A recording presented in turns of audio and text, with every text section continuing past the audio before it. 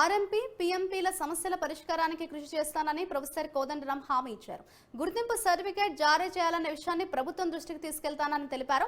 Private medical practitioners association dairy calendars ను ఆయన Somajiguda press club లో ఆవిష్కరించారు.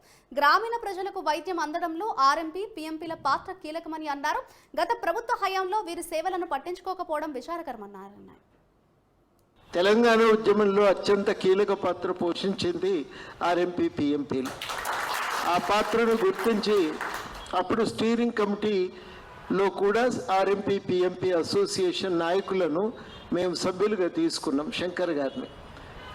ఆ విధంగా తెలంగాణ ఉద్యమంలో సమన్వయపరుచుకునే ప్రయత్నం కూడా తెలంగాణ జేఏసీ అప్పుడు చేసిన విషయం మీకు తెలుసు.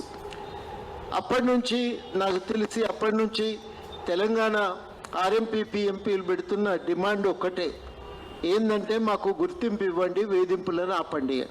ముఖ్యంగా హైదరాబాద్ చుట్టుపక్కల వేధింపులు అయితే మరీ తీవ్రంగా ఉన్నాయి. అందరూ కూడా కోరుకునేది ఏంటంటే మాకు సర్టిఫికెట్ ఇచ్చి మేము వైద్యం ఏ పరిధిలో చేయవచ్చునో చెప్తే ఆ పరిధికే మేము పరిమితమై వైద్యం అందిస్తాం, కాబట్టి మాకు తప్పకుండా ఈ సర్టిఫికెట్ ఇవ్వండి అని. అప్పుడు రాజశేఖర్ రెడ్డి గారు ముఖ్యమంత్రిగా ఉన్నప్పుడు కోర్సులు డిజైన్ చేసి మీరు ఇచ్చిన లెక్కల ప్రకారం 45,000 గాను 22,000 మందికి ట్రైనింగ్ ఇచ్చిండ్రు, కానీ సర్టిఫికెట్ ఇవ్వలే. ట్రైనింగ్ ఇచ్చి సర్టిఫికెట్ ఇవ్వకపోవటం విచిత్రం. 1,000-2,000 మందికి కూడా ఇవ్వలేదా? ఒక్కరికి కూడా ఇవ్వలే. నేను 500-1000 ఇచ్చిండ్రు అనుకుంటాను, ఎవరికి ఇవ్వలేదు.